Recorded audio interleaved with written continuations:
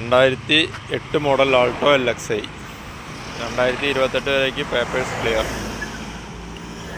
Tax CF 2028 വരേക്ക്. Insurance 1 year. AC power steering വണ്ടി.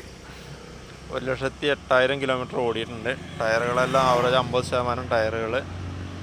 Seat covers കുഴപ്പമില്ല, നല്ല സീറ്റ് കവറാണ്.